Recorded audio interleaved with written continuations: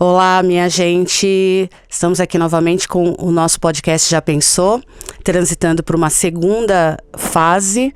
A gente teve aí na primeira leva, né, de conversas, falamos sobre normose, falamos sobre vaidade e narcisismo, falamos sobre maternidade e divórcio e falamos sobre amor romântico. Tivemos convidados incríveis que passaram por aqui, cheio de conhecimento, cheio de informação que a gente nunca tinha pensado. Estamos rumo a uma segunda fase. Eu queria agradecer muito todos os feedbacks maravilhosos que a gente tem recebido. As pessoas perguntando quando vai ter mais e mandando sugestão. Então eu queria também deixar aqui um alô para vocês ocuparem as caixinhas de perguntas que tem no Spotify, que eu nem sabia que existia caixinha de pergunta no Spotify, mas existe. E também tem as caixinhas do YouTube, né? E também tem os nossos Instagram, tem o meu Instagram, @JoyceBert, tem o Instagram, @JaPensouCast. Deixem as suas demandas, seus questionamentos, as suas perguntas. Vamos prolongar as nossas conversas, porque a ideia é essa, a gente ter um espaço de reflexão sobre assuntos da vida, sobre assuntos do cotidiano, sobre assuntos do comportamento humano e outras coisas que nos atravessam. E nós abrimos uma caixinha de perguntas que, surpreendentemente, nos trouxe muitas questões aí para conversar, né? Hoje eu tô sem convidados, mas eu queria comentar algumas perguntas que surgiram aqui nessas caixinhas, né? Uma delas, acho que a primeira talvez, não tá na ordem, que pediram para falar sobre as infinitas atuações do machismo no nosso cotidiano. Achei bem bacana essa pergunta, bem interessante, porque a gente está falando, nessa primeira fase do Já Pensou Cast, nós abordamos questões muito ligadas ao nosso cotidiano. A gente falou de amor romântico, por exemplo, a gente falou de normose, por exemplo, vaidade e narcisismo e tal. Sempre tem algum atravessamento dessas questões, porque elas compõem a nossa sociedade, então não tem como ficar de fora. A gente está muito condicionado a pensar que só se fala de racismo quando a palavra racismo está no meio, só se fala de machismo quando a palavra machismo está no meio, e não. Se a gente está falando de problemas sociais que estruturaram a nossa sociedade, tudo que a gente aborda está intimamente ligado, inserido nessas questões. Então, o machismo no cotidiano, por exemplo, a normose, que foi uma conversa que nós tivemos com o Roberto Crema e a Vera Iaconelli, né, falando sobre essa patologia da normatização dos nossos problemas, das nossas dúvidas, dos nossos medos e uma série de coisas. Você pode conferir na íntegra no YouTube e no Spotify. Mas também está falando sobre a questão do machismo e esbarra no negacionismo, por exemplo, né? Eu penso que a gente vê situações no cotidiano de machismo e as pessoas ou não reconhecem como situações machistas ou negam que são situações machistas. Mas elas estão aí e a gente tem que trabalhar com elas. Então, por exemplo, isso é muito recorrente. Você está numa conversa e sempre ser interrompida quando essa conversa, o seu interlocutor é um homem. Os homens interrompem, tem estudos, estatísticas, números falando sobre isso, que os homens interrompem mais vezes as mulheres do que o contrário, né? Ou se interrompem entre si. Isso é uma das questões do machismo no nosso cotidiano. Outra que passa muito despercebido e que não é, inclusive, praticado só por homens. Tem muita mulher fazendo isso também. Inclusive, saiu uma pesquisa da ONU essa semana, falando, né, sobre 85% dos brasileiros têm algum tipo de preconceito contra as mulheres. Eles usam a palavra preconceito quando deveria situar o preconceito como um sintoma da opressão, porque preconceito, discriminação, exclusão, segregação, tudo isso são sintomas da opressão, né? Da opressão de gênero, opressão de raça, opressão de classe. Então eles têm uma gravidade, eles precisam ser melhor observados. Então, quer dizer, se nós temos uma sociedade machista, um dos sintomas é esse preconceito contra as mulheres. Agora, que tipo de preconceito está sinalizando nessa pesquisa? As mulheres não podem abrir mão da maternidade. Então a mulher precisa ser mãe para continuar sendo considerada mulher, mas não nos termos que a mulher é considerada mulher. É doido isso, né? É uma coisa muito confusa. Então, assim, é como se a sociedade visse a maternidade como um cartão de ponto que a mulher tem que bater, sabe? Cartão de ponto, quando você entra para trabalhar, você tem um horário. Hoje em dia é tudo eletrônico, né? Eu sou do tempo ainda do cartão de ponto. Então você entra para trabalhar, você tem que bater aquele cartão, tem que marcar que você tá entrando, saindo, aquilo comprova que você tá trabalhando, que você entrou naquela empresa e tudo mais. Então, a maternidade, ela é isso, é uma espécie de cartão de ponto da existência feminina. Sem isso, é como se a gente não tivesse, como se a nossa feminilidade, digamos assim, não fosse validada. Que tipo de mulher é essa que não quer ter um filho? Isso é um tipo de preconceito. E são situações que são cobradas no cotidiano, né? As pessoas cobram. Uma mulher de 30, 25, 30 anos, 35, a pergunta mais comum é: você vai ter filho quando? Né? Se você casar, então, essa cobrança é imediata. Você não vê as pessoas perguntando isso para homens, né? E aí foi muito interessante porque nós tivemos uma conversa sobre maternidade e divórcio, que passa por esse caminho de pensar em como as mulheres muitas vezes entram nessa situação de maternidade simplesmente porque é um papel que a sociedade determinou para ela. E isso é sim uma questão do machismo e que passa despercebido, que está normalizada, né? Exigir que as mulheres tenham filhos é exigir que ela entre num papel, que ela cumpra um script e que nem sempre ela está preparada ou desejosa por cumprir esse script ou entrar nesse papel. Daí você vê uma série de mulheres extremamente insatisfeitas, infelizes, se sentindo incompletas, né? Então a maternidade, ela não é uma obrigatoriedade. E quando se cobra isso de uma mulher, sim, nós estamos falando de machismo, ainda que muitas vezes as próprias mulheres cobrem das outras essa maternidade. As próprias mulheres cobram das outras, né? Tipo, fulano não tem filho, quem vai cuidar dela na velhice, esse tipo de coisa. Então são coisas pra gente ficar atenta. Outra pergunta interessante que surgiu aqui é possível separar a pessoa da obra? E aí deu como exemplo o Picasso, né? Que tem uma história bastante problemática. E a gente tem ao longo das nossas vivências sociais aí, nas artes, nos esportes, figuras masculinas de grande destaque, que se você for analisar mais a fundo, você descobre uma série de coisas absurdas que foram praticadas por essas pessoas. Essa discussão é bastante complexa, eu acho que a gente vai trazer isso aqui em algum momento, no Já Pensou Cast, com convidados para a gente falar melhor sobre isso. É extremamente relevante pensar nessa questão, sobretudo nesse momento em que a gente tem aí escândalo do Robinho com a questão de estupro, um outro esportista que estava lá em Roland Garros e também foi denunciado por violência doméstica contra a sua companheira, né? A gente tem cantores que a gente adora e que do nada você descobre que ele estuprou, que ele agrediu, que ele assediou, e aí dá um bode, né? A gente fica pensando, meu Deus, e agora? Né? Eu vou continuar gostando dessa pessoa? Acho que um exemplo bem importante é o do Johnny Depp, que recentemente o Johnny Depp passou por toda aquela celeuma com a esposa e tudo mais, e acontecia dos fãs boicotarem mesmo, né? Ele perdeu o emprego, perdeu o filme, perdeu uma série de coisas aí. Independente do desfecho dessa história, eu acho que esse caso foi bem emblemático, porque a gente fica naquela dúvida entre a cruz e a espada.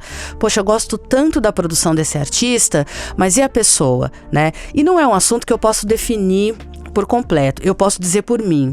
Eu evito consumir qualquer tipo de produto de homens problemáticos, de pessoas no geral, né? Porque a gente está concentrado na questão do machismo, então homens dão problema e a gente gosta muito do trabalho que eles apresentaram, né, para o mundo, e a gente não quer mais ter contato com esse trabalho. Eu penso o seguinte: é muito difícil que a obra de um autor, de um ator, de um esportista, enfim, que seja desconectada daquilo que ele é. Só que aí a gente entra numa outra questão, que é o seguinte: quando as pessoas admiram um artista, um esportista, uma figura pública, uma figura que tem proeminência na sociedade, as pessoas tendem a esquecer que trata-se de um ser humano. E o ser humano não é todo lindo, todo perfeito, todo maravilhoso, todo bonitinho, cheirosinho, né, de laçarote. Não é. Nós temos o nosso lado sombra, nosso lado luz. Temos o nosso lado negativo, temos o nosso lado positivo. Então, tudo que você produz tem muito de você ali. Na verdade, tem 100% de você. É um produto daquilo que você é, né?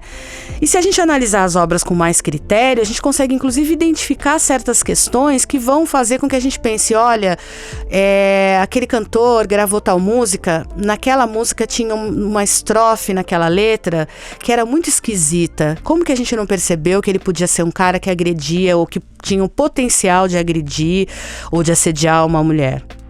Como que a gente não suspeitou que ele pudesse ser transfóbico, que ele pudesse fazer isso? A gente tem que viver com essa desconfiança, né? A gente não pode achar que uma pessoa, porque ela produz algo muito legal, que ela seja 100% a parte legal daquilo que ela produziu. Nós temos as nossas falhas. Então, eu acho que é uma questão muito de opinião, né? Quando a gente fala sobre esse assunto, ele está muito mais conectado com o que nós achamos da vida, com aquilo que nós... da maneira como nós nos posicionamos no mundo, do que exatamente questões científicas, né? Eu acho que quando a gente fala, por exemplo, na questão racial, a gente tem dados, tem estatísticas, tem questões ali que não tem como contrapor por simples opinião. Mas eu acho que nesse caso é uma questão de posicionamento, sim. A pergunta que eu faço é: você consegue não se deixar afetar pelo lado negativo do seu ídolo, do seu, né, da pessoa pública que você curte o trabalho? Essa, para mim, é a questão primordial nesse assunto. Porque eu evito consumir a obra daquelas pessoas que são problemáticas, porque para mim tem a seguinte questão: quando você consome a obra dessas pessoas, é como se você estivesse validando e fortalecendo a possibilidade dela continuar fazendo coisas negativas, coisas ruins que atingem aos outros. Se você ignorar completamente a questão do Robinho, do tenista de Roland Garros, que é o Thiago, alguma coisa que eu esqueci o nome... se você continua batendo palma para esses caras, você pode estar fortalecendo as atitudes erradas que ele tem. Você pode estar indiretamente dizendo para esses caras o seguinte: olha, você pode fazer o que você quiser que eu vou continuar te aceitando. E eu acho que uma das formas das pessoas corrigirem as suas negatividades, corrigirem os seus erros, corrigirem os danos que elas provocam para outras pessoas e, consequentemente, para a sociedade, é a rejeição explícita, não só de quem está sofrendo diretamente a ação daquela pessoa, mas de toda a sociedade. É o repúdio que ultrapassa a coisa do texto, da rede social, não sei o que, é aquele repúdio mesmo. Olha, eu não quero você circulando pelos meios em que eu circulo, porque você é uma pessoa que faz isso, olha o dano que você provocou para aquela moça ali, você participou de um estupro coletivo, olha o que você fez com a vida dessa pessoa, desse ser humano, como é que ela vai sobreviver depois disso? Eu não quero estar em contato com você porque você é nocivo, sabe? Ao passo que se você continua ali, dá um tapinha nas costas e ele errou, quem é que não erra, né? Todo mundo erra e tal, você pode estar fortalecendo essa atitude. Então pra mim, eu prefiro evitar pessoas que têm problemas grandiosos, assim. Olha, fulano traiu a esposa e se separou, né? Traição são coisas que acontecem nos relacionamentos. Inclusive, eu sou muito contra essa conversa atual de situar o machismo na questão da traição. Eu acho que não é bem assim. A traição, ela acontece porque a maneira como nós nos relacionamos, ela já começa muito errada. A gente busca no outro uma completude que precisa estar em nós e não no outro.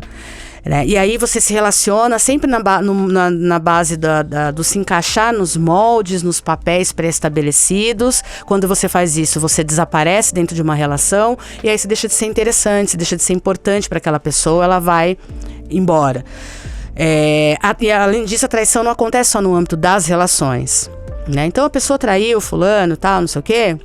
Isso é uma coisa grave? Mas o estupro é muito pior, o assédio sexual é muito pior, a agressão física ou psicológica ou de outra natureza é muito pior. Então não dá para colocar as coisas no mesmo patamar e não dá para continuar convivendo com as pessoas como se nada tivesse acontecendo. Então eu gosto, sempre que possível, de separar a obra do autor quando esse autor se mostra ou se mostrou em algum momento alguém nocivo. Eu posso até continuar lendo, posso até continuar assistindo, mas eu não vou indicar para ninguém, eu não vou fazer aquela propaganda, eu não vou dizer, olha como aquele é maravilhoso, tá? É assim, eu acho que é uma questão de bom senso. Vamos ver o que mais tem aqui de pergunta dos nossos ouvintes, né? Uma pessoa perguntou aqui sobre amizade. Muito legal essa pergunta sobre amizade. Olha, isso também dá um programa, hein? Isso também dá um programa. Gente, amizade é uma coisa muito bacana, não tem muito o que falar, né? Amizade, pra mim, é uma irmandade que surge espontaneamente, né? Você tem irmãos, os irmãos podem ser amigos, mas a probabilidade dessa amizade existir é que vocês vieram do mesmo lugar.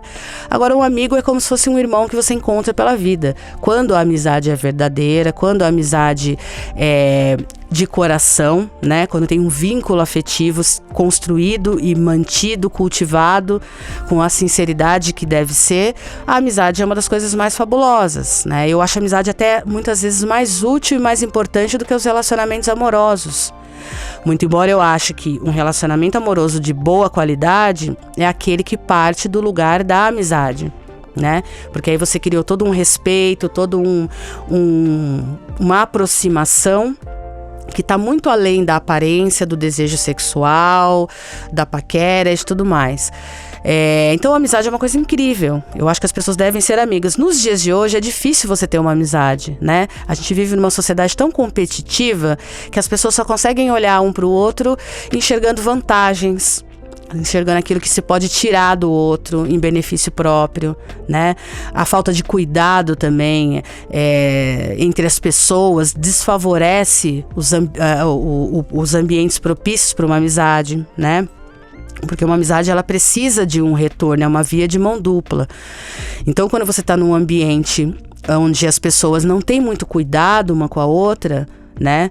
Você também está desfavorecendo a possibilidade de se construir uma amizade. Eu acho que tudo, quando o assunto é relacionamento, qualquer tipo, tudo é construído.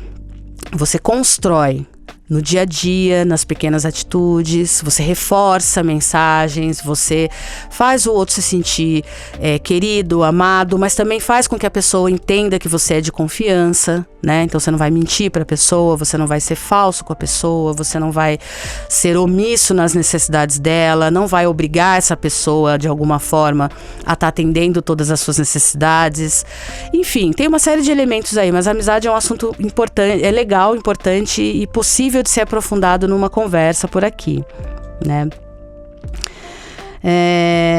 Uma outra falou uma coisa legal aqui, que tem a ver com a amizade, sobre estarmos tão isolados, sem vida em comunidade. Olha só, isso tem muito a ver com a questão da amizade, né? Estamos sim muito isolados, né? Eu penso que a configuração de sociedade que a gente tem hoje em dia, ela é um processo que vem caminhando ao longo dos anos, sem a gente perceber, né? E aí eu volto lá no assunto da normose. Ouçam o programa falando sobre a normose com o Roberto Crema, que cunhou esse conceito de normose, que é muito interessante. A gente vai normalizando tanto as coisas que aquilo acaba se consolidando nos nossos meios e depois a gente começa a sentir as consequências, né?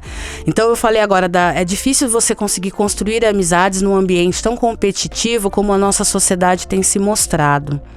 Aí vem a internet, as redes sociais, com a promessa de que você vai ter mais possibilidade de se aproximar, né?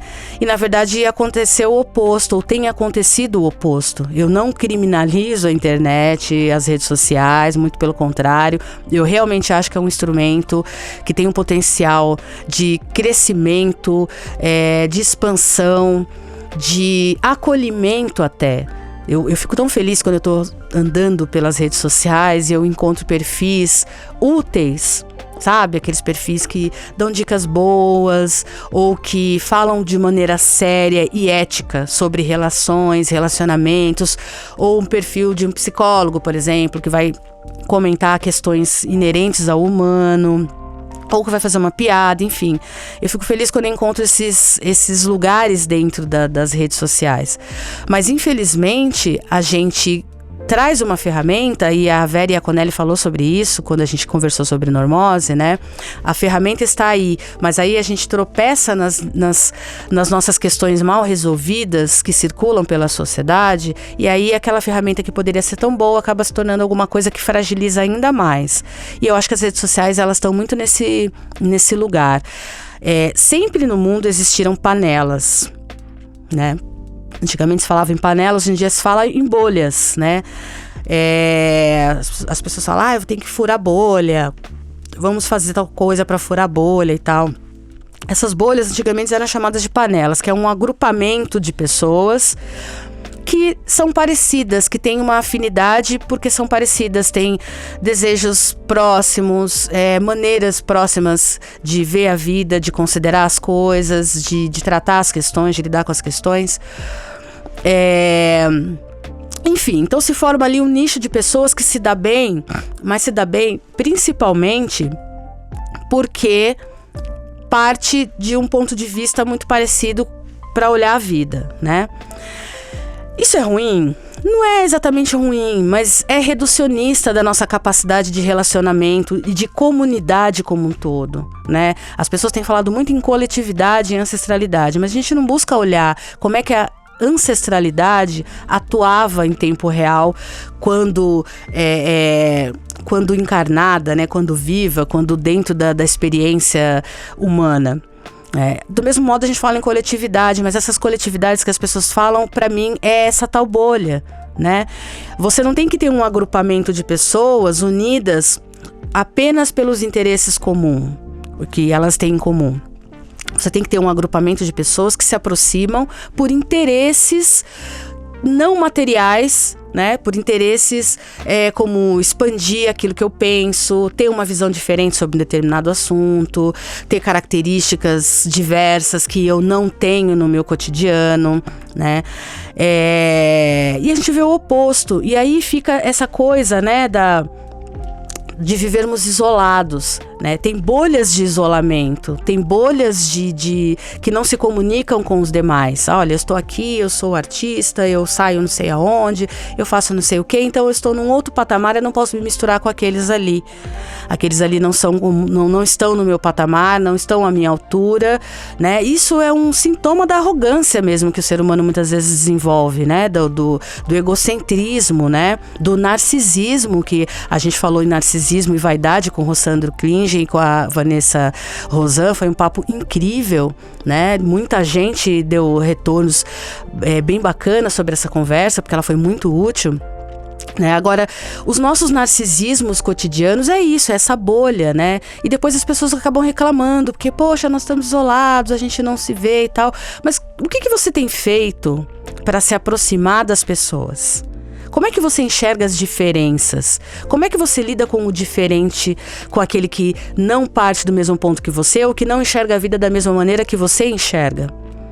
Eu acho que essa é a questão que faz com que a internet, com que as redes sociais sejam usadas, não com o seu potencial pleno de amparo na expansão do ser humano em sociedade. Essa coisa de você também não avaliar muito o que você faz, o que você deixa de fazer, porque todo mundo tem reclamação. Agora, o que você direciona dessa sua reclamação de maneira prática? Tá se sentindo isolado? Busca alguém. Mas ontem eu tentei conversar e a pessoa não foi legal, foi um pouco hostil. Tudo bem, busca outra. Busca outra. Uma hora você vai encontrar pessoas que têm uma outra mentalidade. O mundo tem muita gente. E tem muita gente legal, sim. Né? E tem muita gente legal, inclusive, esperando alguém que também está se sentindo isolado para fazer uma aproximação. Né? Mas muitas vezes a gente também coloca um paredão, né, que repele os demais, porque tá todo mundo assim, então também não quero conversar com mais ninguém. Todo mundo é igual, tá muito ruim, tá tudo muito negativo, muito horroroso, todo mundo é narcisista e tal, então eu não quero mais. Eu acho que se concentrar mais na sua atitude do que na atitude do outro pode ser mais produtivo. Você está concentrado na sua atitude, você vai em busca daquilo que você quer. O que você quer é sair do estado de isolamento? Então busca sair do estado de isolamento, que você vai achar caminhos para isso. Agora, se você ficar conectado com o outro, todo mundo é assim, não se conecta tanto com o outro. Eu tô vendo que tem muitas perguntas que estão muito relacionadas com as relações humanas, que eu acho muito importante, né? É bem bacana perceber que as pessoas se importam com a qualidade das relações que elas estão construindo no mundo e com o estado de coisas que o mundo tem encaminhado. Então essa questão da bolha, do viver isolado, que nós estamos isolados e tal, remete a muitas outras coisas, muitos outros assuntos, incluindo um assunto que é recorrente, que as pessoas sempre pedem para falar a respeito, que é a questão da inveja. Que é um assunto que gera uma mobilização muito grande assim nas pessoas, né? Todo mundo fala muito da inveja, as pessoas se sentem invejadas, as pessoas têm medo da inveja. É um assunto muito recorrente. E eu sempre penso a respeito disso para entender um pouco por que as pessoas têm essa coisa, né? Com a inveja, com esse assunto, com esse tema em específico. E eu penso o seguinte: tudo que vira tabu gera essa aura de fascínio, né? Porque as pessoas são um pouco fascinadas pelo assunto inveja. Mas porque a inveja é um tabu na sociedade, né? É um dos tabus de discussão. Porque você percebe que todo mundo reclama da inveja, todo mundo é invejado, mas até hoje eu não encontro muitas pessoas que se dizem invejosas. Então, tem algo de descompensado aí nesse diálogo para começar. Sem contar que tem muitas confusões também. As pessoas confundem muito cobiça com inveja, com ciúme. Acho que são os 3 elementos que mais se confundem, né? Os 3 traços de comportamento, as 3 emoções que mais se confundem: inveja, ciúme e cobiça, né? Eu já escrevi sobre esse tema, já discuti em alguns lugares e tal, porque para mim a inveja está totalmente conectada com a questão da autoestima. E vou explicar por quê. A pessoa fala assim: fulano tá com inveja de mim. E aí a outra pessoa responde: inveja de você? Inveja eu tenho da Beyoncé. De você eu tenho pena. É recorrente as pessoas terem esse tipo de resposta. Inveja eu tenho da Rihanna, inveja eu tenho da Isa, inveja eu tenho do Zuckerberg, outra figura de grande preeminência na sociedade. Então, assim, dessas pessoas você não sente inveja, você sente cobiça. Você cobiça o lugar de destaque que essas pessoas têm, principalmente pelos benefícios que elas colhem estando nesses lugares, né? Então, ser o dono de uma rede social faz com que você seja uma pessoa rica, que possa viajar para onde você quer, comprar a roupa que você quiser, o carro, pessoas te bajulando e uma série de problemas sendo afastados, né? Porque o dinheiro resolve muita coisa. Agora, você não conhece o dono dessa rede social, você não conhece o Zuckerberg a fundo, você não sabe quem ele é como pessoa. E aí a gente entra na questão da inveja, né? Cobiçar é você querer ter aquilo que o outro tem. Se você alcança aquilo que o outro tem, tá tudo certo, tá lindo, você desfruta daquilo e tá tudo muito bom, né? Agora, quando a gente está falando de inveja, a gente está falando de algo inalcançável que está no outro e que está no campo da formação daquela pessoa, da personalidade, das características, das qualidades que aquela pessoa tem, né, das habilidades que ela desenvolveu. Você está falando de algo que está dentro da pessoa, não fora. Eventualmente você pode mirar em algo que parece que você está cobiçando. Então, olha, eu queria ter o corpo daquela atriz maravilhosa que aparece na televisão, porque se eu tivesse o corpo igual dela, todos os meus problemas estariam resolvidos, né? Mas aí você está falando do corpo, não deixa de ser algo que está sendo objetificado, inclusive. O corpo daquela mulher pode ser diferente do seu, mas em algum momento ele vai sofrer a ação do tempo, de repente ele talvez não fique mais tão atraente para você e tudo mais, tal. Quando você está falando da inveja, você está falando o seguinte: poxa, aquela pessoa, ela saiu daquela situação, ali tinha uma treta acontecendo, um diz-que-me-diz-que, e ela saiu daquela coisa toda com uma elegância, ninguém tá com raiva dela, ela conseguiu contornar aquela situação porque ela tem habilidades que eu não tenho. Aí você entrou no campo da inveja. Olha, aquela mulher ali, ou aquele homem, para não ficar só na mulher, porque tem essa coisa também do senso comum, atribuir inveja apenas às mulheres, né? A mulher tem inveja uma da outra, como se o homem não sentisse inveja. Só que tem uma coisa, a inveja ela é do ser humano, né? Ela é uma emoção, ela é algo que a gente sente, né? Então, você é um ser humano, você pode ter inveja. E todo mundo pode passar por isso em algum momento da vida. Por isso que eu falo da autoestima estar conectada à questão da inveja, né? Então, aquele cara ali, ele tem um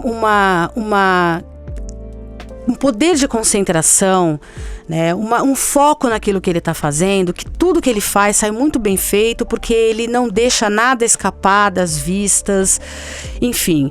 Ou então você vai falar sempre no campo da qualidade da pessoa, das habilidades que a pessoa tem e que você acha que não tem. Daí a questão da autoestima, né? A inveja, ela sempre vai partir de um lugar de admiração. Você começa admirando a pessoa, porque você está reconhecendo nela uma característica positiva. Só que depois você não reconhece em si aquela característica positiva. E se você não está de bem com você, se você não está em dia com a sua autoestima, você passa a ter um sentimento de falta, de incompletude. Poxa, aquela pessoa tem essas qualidades e eu sou uma porcaria. Eu não tenho nada do que aquela pessoa tem. Eu não tenho nada, eu sou oco, vazio. Aquela pessoa é tudo. Ela é simpática, ela é amável, ela é delicada, ela é bem educada, ela tem uma inteligência rápida, ela tem um dinamismo para lidar com as coisas. E eu sou essa pessoa aqui, sem graça, sem vida. Ninguém dá nada por mim. Nada de bom acontece na minha vida porque eu não tenho nada para oferecer para o mundo. Entende?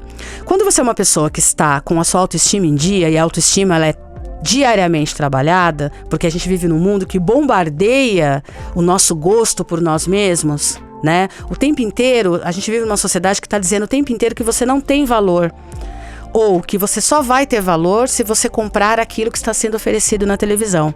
Você só vai ter valor se você estiver usando os mesmos objetos que aquela influenciadora está exibindo ali, né? Isso, por mais que a gente tenha uma cabeça formada e lúcida, inconscientemente é o que a gente está assimilando. Então, para a gente ter uma autoestima em dia, é muito difícil, porque inconscientemente você está conectada com aquilo que tudo que está ao seu redor está dizendo sobre você, que você não consegue nada, você não pode ter nada, você não tem nenhum tipo de valor humano.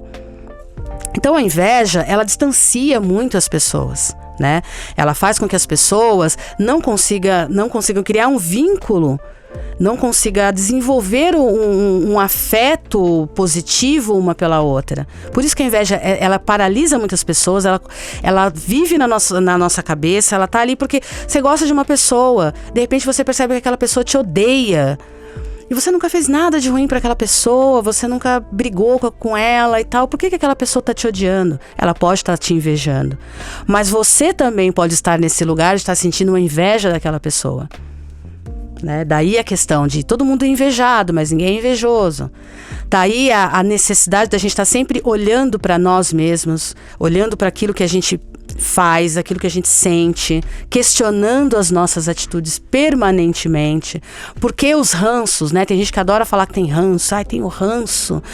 Ai, não posso olhar aquela pessoa que eu tenho ranço. O ranço é um sintoma de inveja. A pessoa não fez nada pra você, ela não te olhou torto, ela não te ofendeu, ela não pisou no teu pé e não pediu desculpa, ela não fez nada que possa te afetar. Então por que o ranço? Ai, porque a voz dela me incomoda. Isso é um sintoma, eu sempre falo isso para as pessoas. Investigue os seus ranços. Ele pode estar sim te avisando de uma inveja que você tem. E o ruim da inveja é que ela tortura as pessoas que sentem, mais até do que as pessoas que são alvo. Ela tortura as pessoas. A pessoa, quando ela está nesse estado de inveja, ela começa a sentir ódio, né? A inveja começa como admiração. Eu admiro aquilo que o outro tem, de repente eu percebo que aquilo não está em mim, eu passo a odiar aquela pessoa porque eu quero pegar aquilo que ela tem para trazer para mim, só que não tem como, porque está nela. Não é que é dela, do campo do externo que ela apresenta. É algo que está dentro dela. Às vezes a pessoa nem sabe, né? A pessoa nem sabe o quanto a simpatia que ela tem para lidar com as questões do dia a dia impacta o outro. Ela nem sabe que ela é uma pessoa simpática, ela simplesmente ela simplesmente faz, ela simplesmente tá dando conta da própria vida, ela nem tem tempo muitas vezes para parar, para pensar nas qualidades que ela tá demonstrando pro mundo. É muito comum, porque nós não somos ensinados desde cedo a se perceber integralmente. A gente é sempre conectado, sempre levado a se conectar com os defeitos que a gente tem, mas nunca com as qualidades. Então, se você faz uma coisa boa, ninguém vai falar, pô, legal, você fez isso, que bacana. Mas se você faz uma coisa negativa, você tem uma enxurrada de crítica, de não faça isso, você não pode e tal, não sei o quê. Né? Então, é mais uma fragilidade que a construção da nossa autoestima apresenta. E é mais uma questão que faz com que muitas pessoas passem uma vida inteira sem reconhecer o que elas têm de bom. Essas pessoas estão mais propícias a sentir inveja, porque elas não enxergam o valor delas próprias. Quando as pessoas enxergam seu próprio valor, o valor do outro não ameaça, não é uma ameaça. Ela percebe que o outro, tal qual ele pode estar conectado comigo para que a gente se complemente. Olha, eu não tenho a habilidade que você tem para lidar com as tretas entre as pessoas, administrar os egos ali, você faz isso com muita propriedade. Que bacana, eu te admiro por isso. Ao passo que aquela pessoa também pode não ter a habilidade que você tem de resolver coisas que precisam de uma minúcia, de uma análise mais criteriosa. Então aquela pessoa admira você por isso. E vocês estão conectados, um está beneficiando o outro de alguma forma, ensinando o outro de alguma forma a ser uma pessoa melhor, a valorizar as qualidades que tem, né?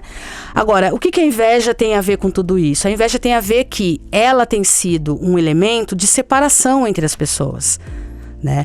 Ela está conectada com a questão da autoestima, que é outro elemento que as pessoas banalizam muito quando falam da autoestima. A autoestima é só gostar de você, botar brinco, passar batom, colocar uma camisa bacana, fazer um penteado legal. Não. A autoestima está falando da sua relação com você mesmo. Quando você se relaciona bem com você mesmo, você tem um acolhimento dos seus pontos fracos, dos seus defeitos, né? E você tem uma gratidão pelas suas qualidades, um reforço dessas qualidades, uma gratidão por elas. E aí eu lembro da Melanie Klein, que foi uma pessoa que eu estudei muito para compreender essa questão da inveja. A Melanie Klein, ela foi uma psicanalista austríaca, discípula de Freud, que escreveu um livro chamado Inveja e Gratidão. E nesse livro ela está ali analisando do ponto de vista da psicanálise, né, como é que a inveja funciona, e ela diz que a inveja está presente na gente desde que a gente nasce. No nosso primeiro contato com o primeiro ser humano da nossa vida, que costuma ser a nossa mãe, a gente já começa a desenvolver ali uma inveja.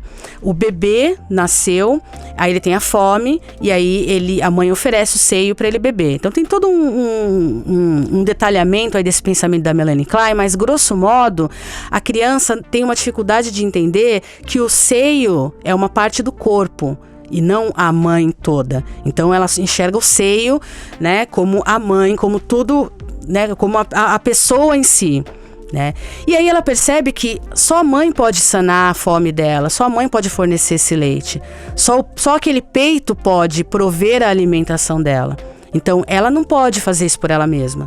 Ela precisa daquela mãe, ela precisa daquele peito para poder se amamentar. Aí surge o sentimento de inveja, né? E aí, assim, muita gente pode achar que é uma viagem, mas aí precisa fazer a leitura completa para compreender o que a Melanie Klein está propondo. Mas o que eu quero dizer com isso é que as pessoas têm que reconhecer em si essas debilidades, essas falhas que são totalmente humanas e consertar da maneira mais possível essas questões para poder viver melhor, para poder se integrar melhor com outras pessoas, para poder quebrar essas barreiras que estão causando o isolamento e o afastamento entre as pessoas. Não é só inveja, tem muitas outras coisas também.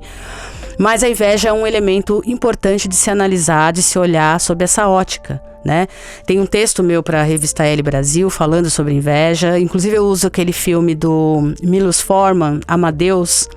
É um filme muito legal, de 1984, que ele é uma ficção baseada na vida do Mozart, né? Então ele conta ali a relação entre Mozart e Salieri. Antonio Salieri era um grande músico contemporâneo ao Mozart, né? Só que o Salieri ele teve que batalhar muito, estudar muito para desenvolver a habilidade musical dele. De repente chega o Mozart, que é um fanfarrão e é um cara que tem uma habilidade natural, que ele coloca as mãos dele no piano e a coisa flui de uma maneira muito natural, né? O que muita gente fala que nasceu para fazer aquilo.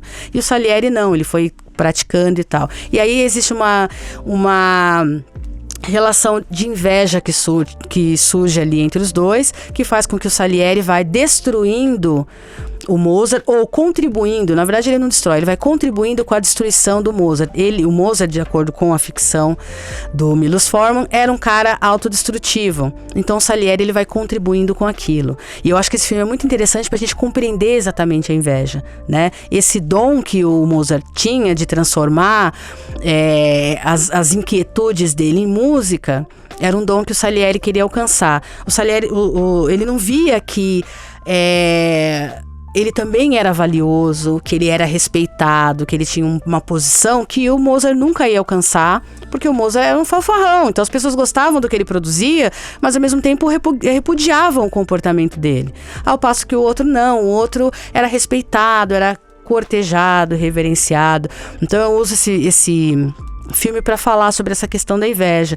E assim, a autoestima, gente, para finalizar, ela é um elemento que a gente precisa desenvolver, dominar o entendimento sobre os mecanismos da autoestima. A autoestima é política, a autoestima é algo que melhora muito a nossa qualidade de vida, a nossa relação com nós mesmos, porque a autoestima está falando sobre isso, sobre como você se relaciona com você mesmo. Quando isso está equilibrado, amadurecido, o outro não vai ser uma ameaça para você. Se o outro não é uma ameaça para você, você se aproxima dele com mais naturalidade. E eu acho que a gente vai encerrando por aqui. Vamos continuar com as nossas caixinhas de pergunta para saber o que vocês querem ouvir no Já Pensou Cast. E a gente volta logo mais com os nossos novos convidados, com novos assuntos. E nos acompanhe nas redes sociais. Nós estamos no YouTube, estamos no Spotify e estamos no Instagram também. Vai lá, segue a gente e até breve com mais novidades.